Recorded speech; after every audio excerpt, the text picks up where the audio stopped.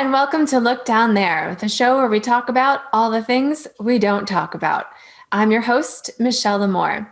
Today, my guest joins me from New York City, and she is the Triple Threat of Burlesque, singer, dancer, actress, and I'm just going to add badass because it's true. She has performed alongside James Brown, Pharrell Williams, Lady Gaga, Tony Bennett. No big deal. She is also the star and creator of her one-woman show, The Last Day of Black History Month, a conversation with a naked Black Southern lesbian. Yes, nailed it. She has also been featured in the New York Times, most recently in the cover story about burlesque during the pandemic. And wasn't that a scene? Please welcome my guest today, the Maine Attraction. Welcome, Maine. Thank you for having me. So I have this thing that I do now because we don't have applause built in. Every time I fry bacon in the morning, I'm like, ooh, I have applause now. Because it's like, yeah, it's kind of like an ASMR situation. I was thinking that I would set my alarm to have applause go off in the morning. Like, wouldn't that be great? I think that's fantastic. I think I'm going to join you on that. Yeah, I mean, that's something like that gets you out of bed, right? Yeah. But for you specifically, I feel like we need a drum roll. We need a Maine Attraction. Like that's how you need to wake up in the morning. You know what? A drum roll is perfect. You just need to walk around with your own sound effects. I'm going to have a drum line. I think that's my future. Yeah, I'm into it. I'm into it. So, Maine, I'm so happy to have you on the show. And I'm so happy that we have been able to get closer during this weird time because we've performed a lot together in the past. But, when we perform, it's like I barely see you dance and we're just backstage doing whatever, putting rhinestones on toenails, just normal stuff. And just seeing little glimpses of you shimmying, shaking, but the first time that I felt like I really saw you was at the Slipper Room. And I think it was some kind of anniversary for the Slipper Room. And I walked in and things were kind of closing down. And there was maybe 2 more acts left of the whole show. And I think you closed the show out. And I am such a fan of quote unquote doing nothing on stage and just standing there. And you did that for a full song. And I was completely captivated. And it was just so emotional. And of course, we both know that when we stand on stage, there's a lot happening. There's never just standing there. Yeah. But it's the most vulnerable thing you can do is to allow that gaze, right? Give that permission to the audience and especially just completely naked standing there, not trying to make shapes, not trying to be sexy, but just having this silent conversation with the audience. It was so amazing. Oh, thank you. It's actually, I will say in all of my career, it's probably the most difficult thing I've ever done. And I think that it's because I'm known for being the funny girl and I'm known for giving the room energy and when there are those moments of quiet in shows, people bring me in to come and bring the energy back up. So to do that piece was, it was like a testament for myself to understand the power in stillness and the power of breath. Mm-hmm. Because you cannot have one without the other. And I read this study many years ago. I don't know if it still holds true, but they said that 80% of people hold their breath throughout the day. That we haven't been taught to breathe. And you would think that that's something that would come naturally, but it doesn't. And so I have to check in with myself several times a day where I'm like, are you breathing right now? two things. Are you drinking water? Are you staying present? And are you breathing? So those are three things. And I think stillness and breath they're roommates. You can't have one without the other.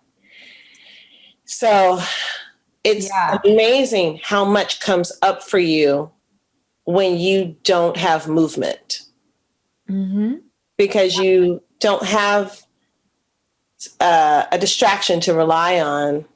And to do that in front of an audience is so vulnerable, but the best gift you could ever give yourself. Oh yeah. Yeah. I feel there's so much power in that, and that it's like the simplicity, right? It is just the breath. And you're right. You know, we don't learn how to breathe, and we don't give that priority. And it sounds so silly, like learn how to breathe. What do you mean? I've been breathing this whole time, you know? I kind of feel that way when I try to teach a walk. Like people are like, yeah, I've been walking for years, you know? Exactly. What are we doing here? But you know, you have this song, Nina Simone, For Women, right? Is that the title? Yeah, For Women. And, you have like this, it's just growing in you. I mean, Nina Simone is just haunting anyway, as it is. And then just to embody all of these women, and really, you know, your music is your prop in that sense. Like you're just leaning on this music, and there's slight changes in you, you know, your hands kind of are clenched by the end, and you can feel the anger and the tension and the grief, and you know, tears might come. Like I loved it. I am such a fan of that act, and I'm so proud of you for doing that. Thank you. Thank you for, I mean, one, because I just feel like you're one of the pioneers of burlesque that, you know, you don't hold back. You take it there. You push the envelope, you lick it and you seal it, and you send it off to whoever needs to see it at that time.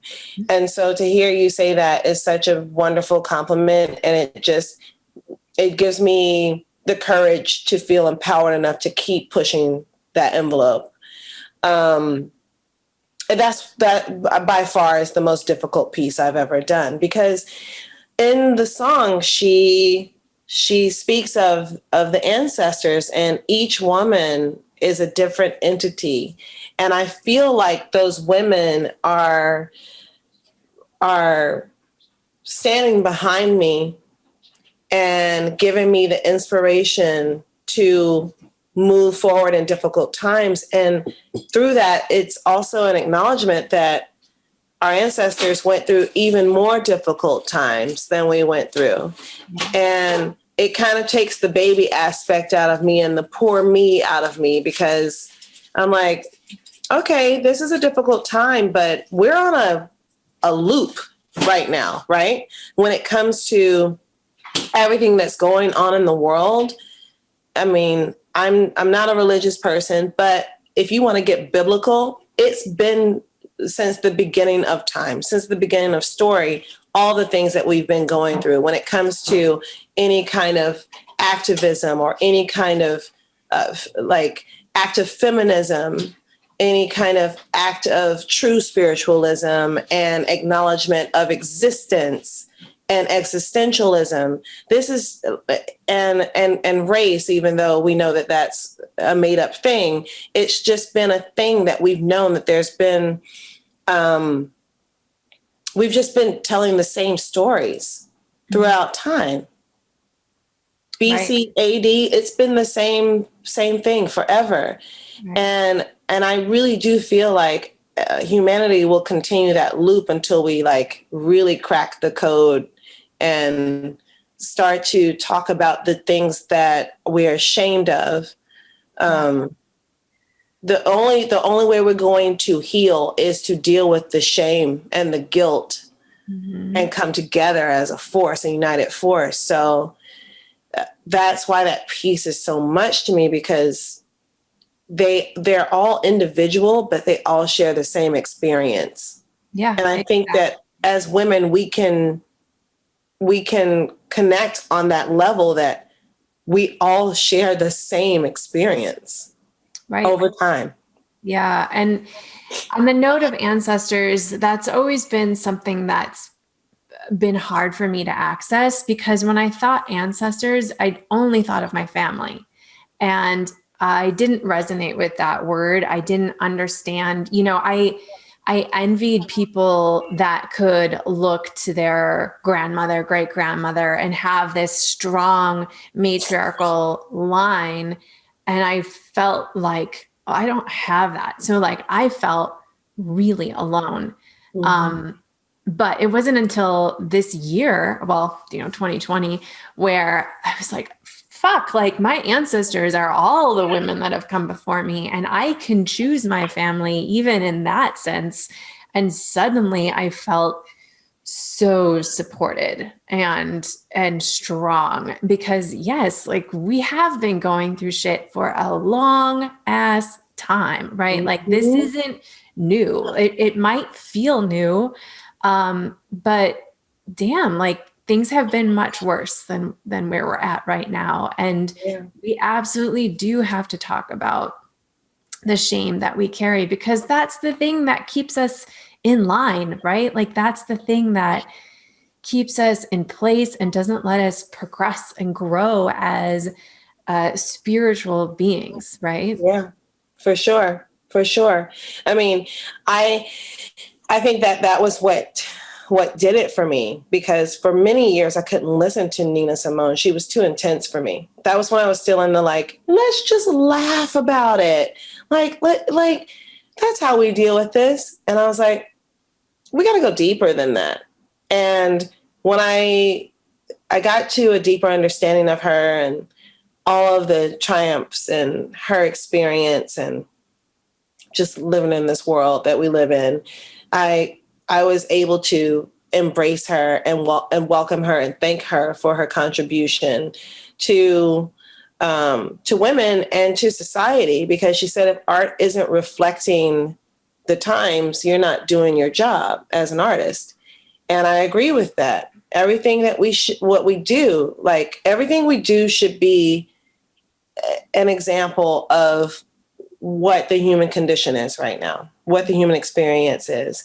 So what I found now is that when I do perform, whenever I am prepping for a show, I call on my ancestors, and my ancestors, like you said, my ancestors, I don't know my family. Like, I'm a product of colonialism and slavery. So when people are like, oh, I'm doing my 23andMe or my genealogy, I'm like, I don't know where I come from. It's always like, you may be from this area and you may be from that area. It's vague.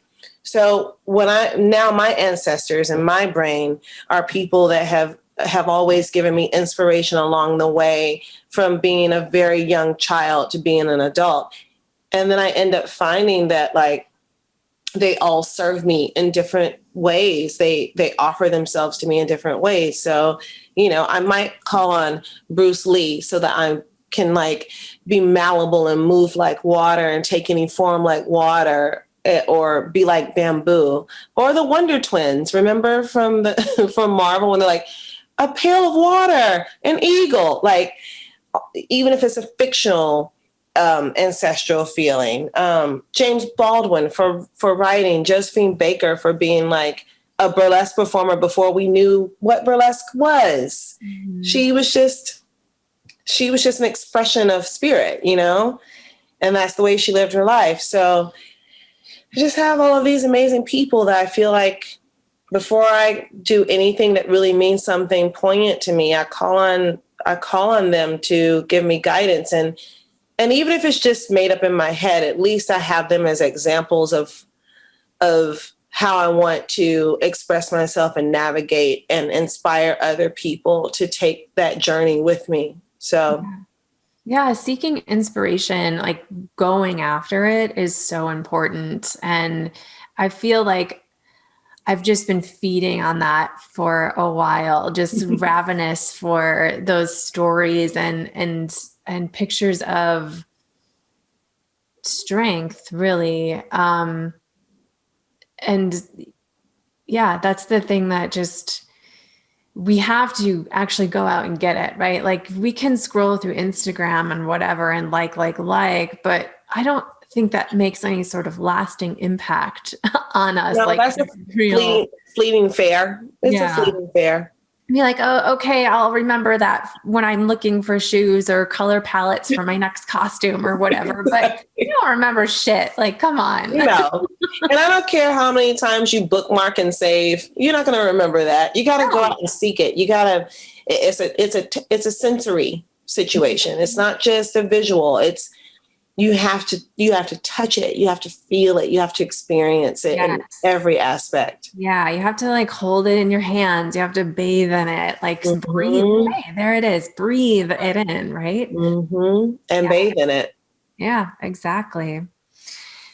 So, how did you get to the point in your life where you felt comfortable being a naked person?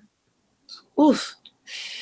Okay. So what I will say is that when I was a kid, my mom, when I got to a certain age, I think I was maybe like anywhere from 8 to 10 years old. My mom was like, you have to put some clothes on. You can't walk around like that. You have a little brother. And I was like, he's my little brother. What does that matter? And she's like, you just can't walk around like that anymore. You're not a baby anymore. And I was like, but it's just a naked body. Like I knew as a child, I was like, there's nothing wrong with this. This is the way we look. And I think that had a lot to do with my father because he was more on the like open hippie kind of, she called him a hippie. She's like, he's such a hippie. You know, he was like crystals and rocks and science and, you know, uh, we come into this world as flesh, we leave as flesh, and I just want to be buried in dirt. Don't put me inside of anything. I just want to be in the dirt for trees. And I was like, I think that I have a lot of him in me. And Giving my back, mom's yes. the like more refined, like, you can't do that. That's just not accepted. And I remember her telling me you have to put some clothes on. So we went through that phase. I did what she said. I put some clothes on. And then when I was in college, I I mean, I was still first in high school, I was, you know, really um deep into the like art club and did a lot of sculptures with clay and charcoal, figure drawing and all those good things. And so I always just had an understanding that nudity wasn't a bad word. But then when I was in college, some great friends of mine took me to an Atlanta strip club called it was called Guys and Dolls, or yeah, I think it was called Guys and Dolls. So it was split, and there was like male strippers on one entrance and female strippers on the other entrance. And we went there, and I just remember feeling so empowered. I was like, these women are powerful and they're strong, and they're getting paid to just dance for one song. And they like all this abundance that they're getting monetarily, and they're like figure models, but with movement, which is, and this is my logical brain. I'm like, it's better on the body. Like, you don't want to just stand in this pose. It makes more sense to have like a little, Practical. yeah. And Yeah. I was like, I want to do this. Like, this is empowering. This is an act of feminism. These women are in charge of themselves. It just felt like the ultimate expression of feminism to me. And I remember thinking in my head, I said, you know, in the 60s, we burned our bras, but the strippers don't burn their bras because they cost too much money. They just twirl them off, Yeah. you know? And I think that was what did it for me. So I was a stripper for, maybe 2 or 3 years. And I just kind of set my understanding of performance from there. I became a go-go dancer in New York City. And then I was a drag queen for a while. So that was a whole other realm of identity and expression. And then burlesque just kind of knocked on my door. I didn't even know what burlesque was, even though I knew who Josephine Baker was and all these other iconic, like Betty Page and, what's the beautiful redhead's name? Tempest? Tempest, thank you. Yeah. Dixie, all. And I was just they're doing exactly what I feel like I should be doing. And then I started thinking about when I was a kid, all of the iconic movies that I fell in love with, like Sweet Charity and Flashdance and Cabaret. I was like, I wanted all that jazz. I was like, I want to do that. That's my wheelhouse. That's where I live. So I think I was meant to just be a naked lady. I love it. And thank goodness that you figured that out. But you're known for one of your signature moves is, well, I don't know if you can do this anymore in a post-pandemic world. We'll see, maybe a few years from now, but you do a headstand basically on someone's lap. And then so your crotch is right up in their face and you spread your legs and shake. And yeah, it's a scene. Yeah, it's out there. Yeah. So tell me about how you discovered that special form of audience interaction. Oh my gosh. And you know what? I just wish I could time travel and go back and remember where I learned that, because I don't have any idea who I saw do that, where I got it from. I have no idea. I'm like, it was either in the strip clubs of Atlanta or it was at the lesbian underground parties I did where they would bring in lap dancers. And I was like, well, I don't necessarily want to lap dance because that's too much energy for me, but I'll do a shoulder stand on them. I feel like it was somewhere in there. I don't even know where I got that from.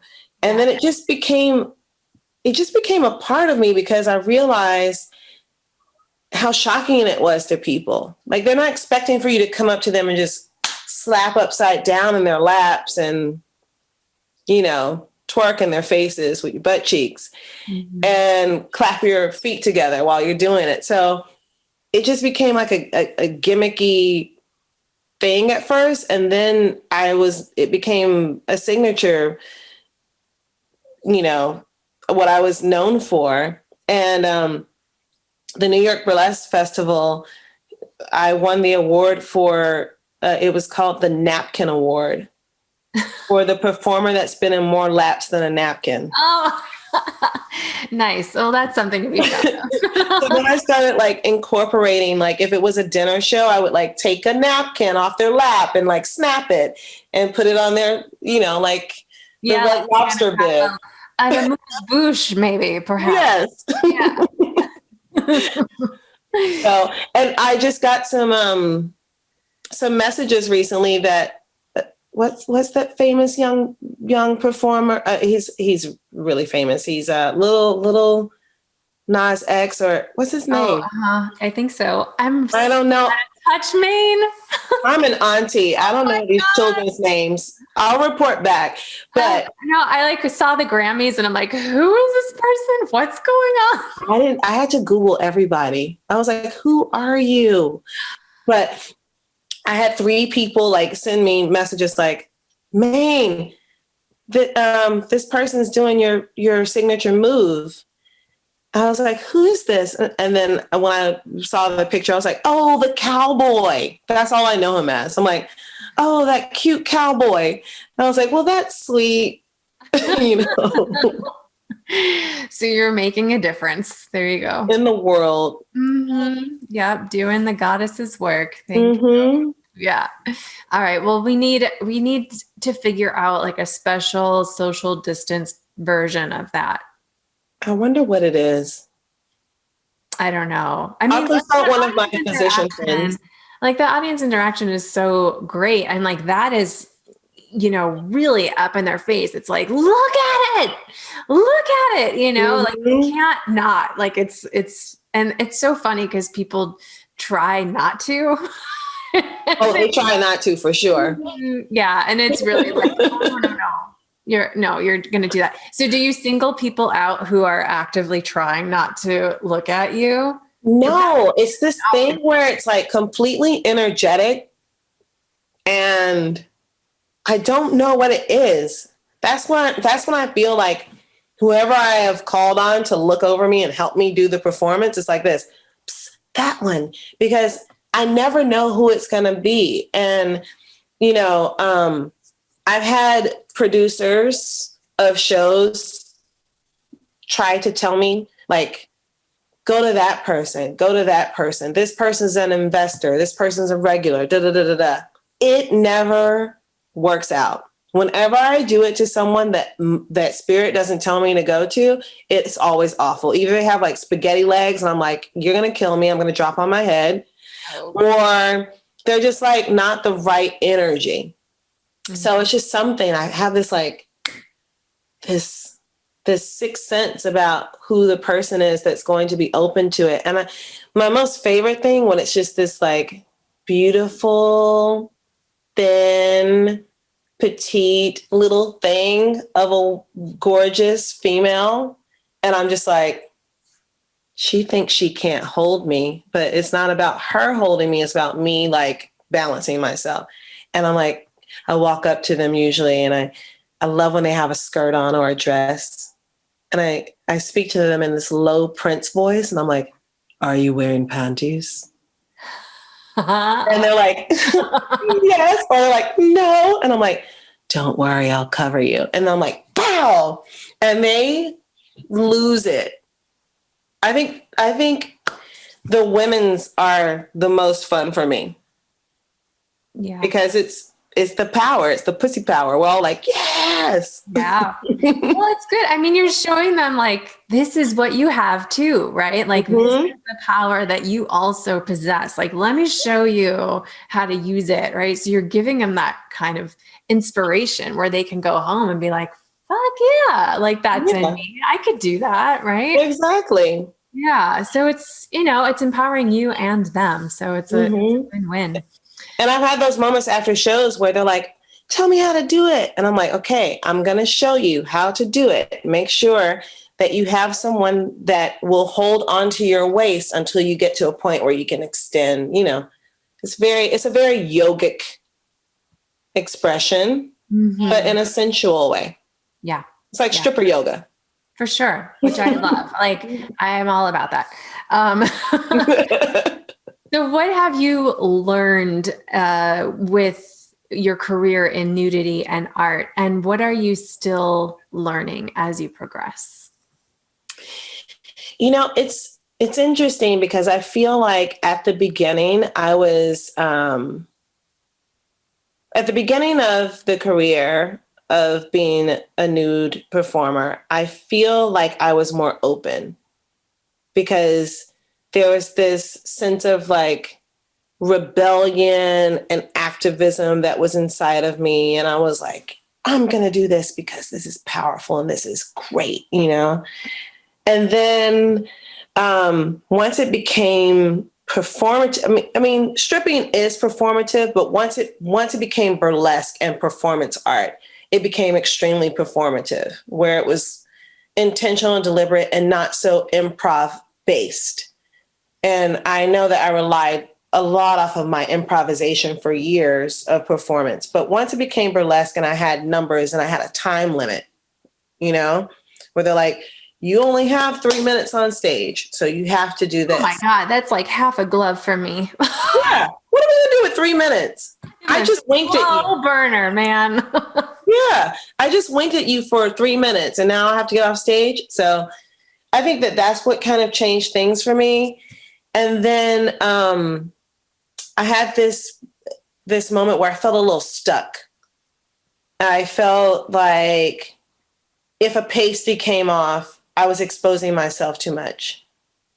If one of my labias popped out of a thong, I was like, oh, I'm not a professional. I should be able to contain the bits, because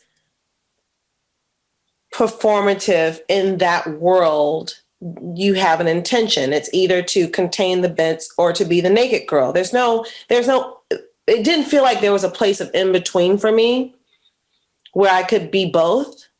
It was like either you're this or you're that. Mm. And I felt a little stifled in that way.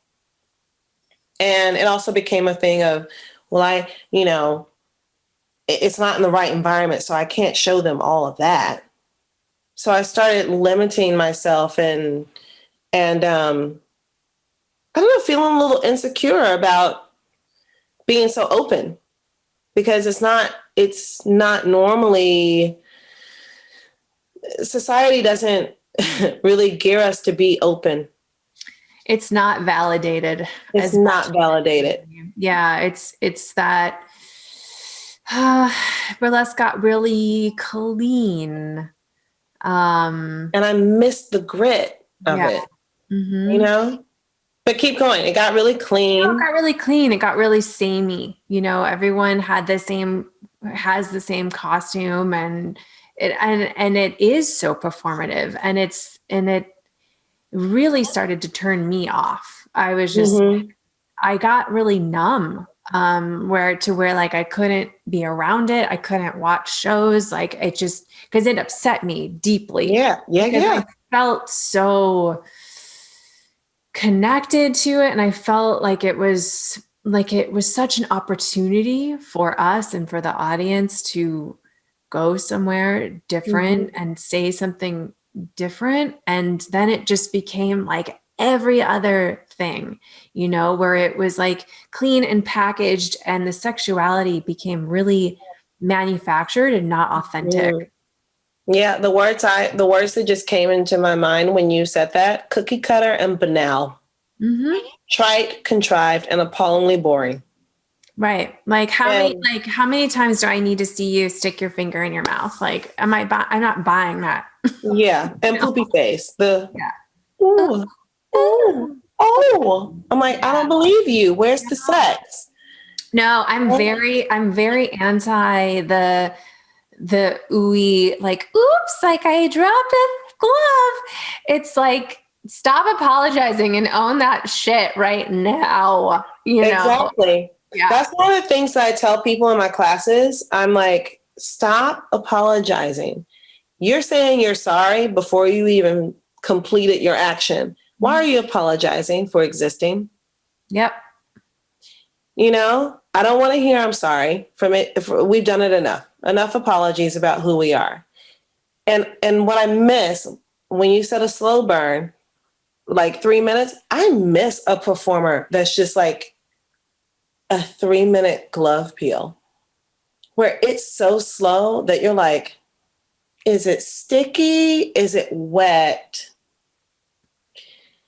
Is it dry? Like, that's making me like tingly thinking about, because I have goosebumps right now. Can you see me that? too. Me too. Can you smell it? Can you taste it?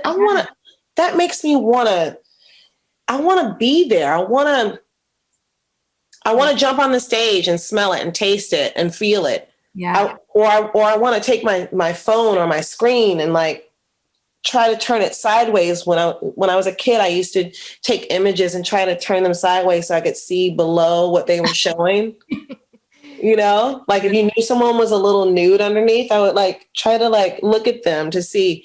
And that's what I want to feel again. And I don't feel that right now. Right. I feel like it's either what we just spoke about or it's shock and awe. Right. It's like, let me jump onto my knees. Let me jump, split, whatever. And I see people doing that, and like, tricks are great. Fine. Have your tricks, but tricks are best used in the right spots when people aren't expecting them. It's like, I kind of feel like doing trick after trick is another form of apology. And like, actually don't look at me, because I'm moving so fast that you can't look at me, which is why I appreciated your act so much, because it was like, yes, look at me. And I'm going to look at you looking at me.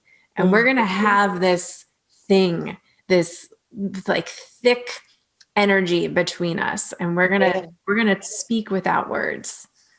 I feel like that you just touched on something, and I can put words to it now. And I love speaking with you, because this is what happens when we speak, that things that I haven't completely, I know they're there in my brain, but there'll be that one little thing that you say that feels like it's like it turned the machine. And I'm like, oh, that was the nut and bolt I was looking for, you know? Happy to be your nut and bolt.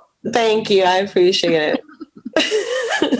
But that it's true. Like, that's the one sweet spot that we're looking for, you know? Mm-hmm. Because I think for so many years that as a performer, I felt like I had to always be doing something for the look at me, right? To be appreciated and like respected, that I had to be doing something, and it had to be so over the top and energetic to bring an audience in.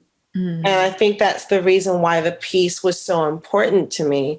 I didn't know that it was going to be that when I started writing the show. And the first time I did the show, I had 4 women join me on stage and stand around me or sit around me while I was doing the piece, which gave me comfort, right? Yeah. But it also took the vulnerability out of it, because I felt supported and I didn't have to focus on my vulnerability and myself and my empowerment. Yeah. So the next time I did it, I was like, it wasn't my idea. I will be honest. It was my wife's idea. And she was like, you don't need anyone on stage when you do that. It needs to be you by yourself. And you don't need to move at all. Breathe. I was like, did you cry when she told you that? yes. Oh, of course. Yeah. Yes. Like, that's always the true, when you're like, oh shit, like you're right. Yeah. And it was an ugly cry. It was an ugly kid cry, like lip sucking into my mouth. I'm like, I'm going to swallow my bottom lip right now. And she was like, let's take 15. We'll come back to this. I was like, okay, stage wife. But she was right. Yeah. Yeah. And I think it's probably, no, I admit it. It's the best work I've done.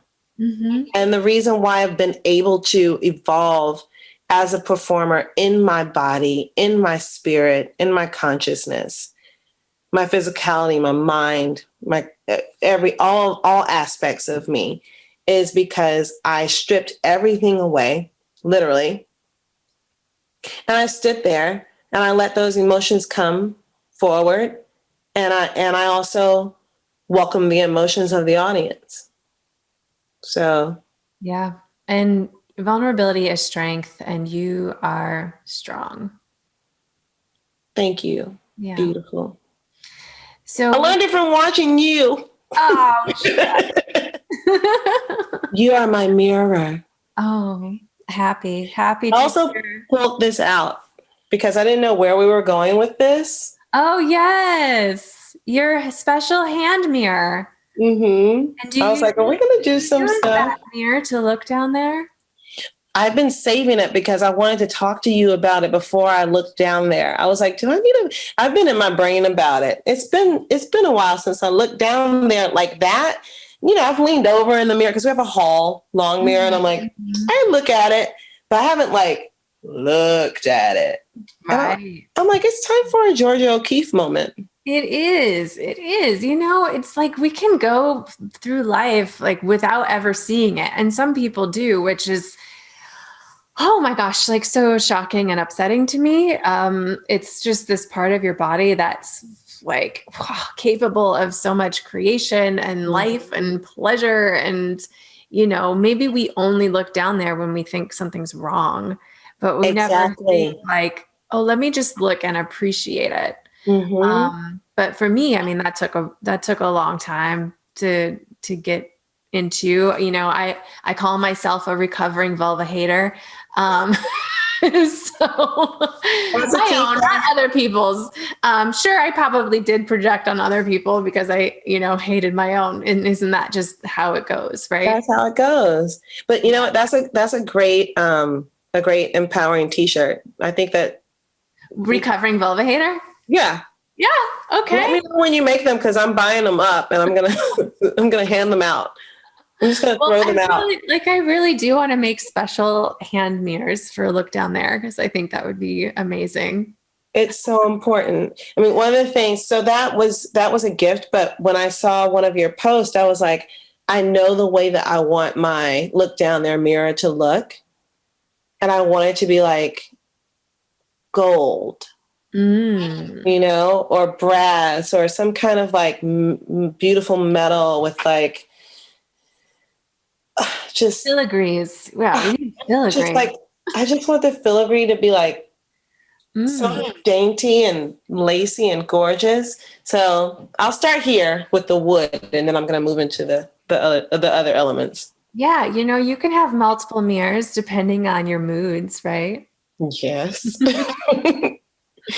And I will say this, one of the things, okay, so the first person that I felt empowered me enough to look at it, it was Madonna's sex book. Oh my Do you God, remember that picture of her? incredible. Yeah, like I was looking at that. I want to say recently. It was probably in the past year because I have no sense of time anymore. But There's no such thing. holy crap, that book is incredible. Like Yeah.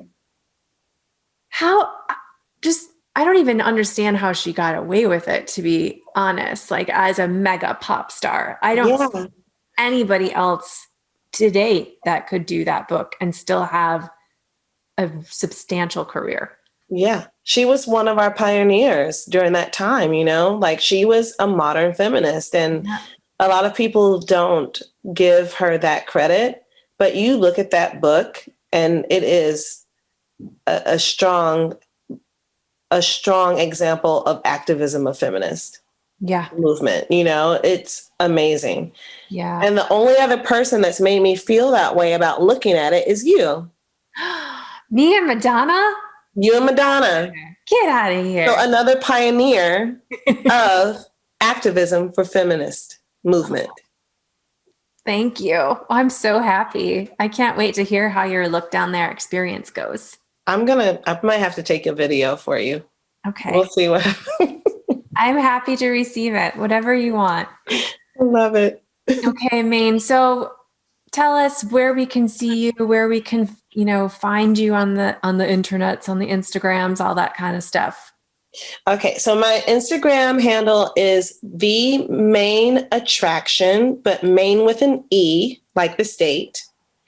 Anders, Anders, and that's my social media. I don't like to do all the social medias. That's the one I choose right now. We'll see where that goes.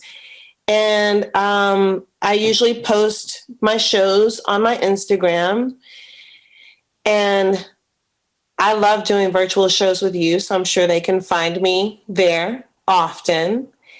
And New York is slowly opening up again, so I am picking and choosing how I want to be a part of that. There are some spaces that are they're really following a good code right now for me. So I'll be at Bathtub Gin, and I'll be at Underground Cabaret, which is a new show. We haven't done it yet, so I'll let you know how it goes. It starts next week.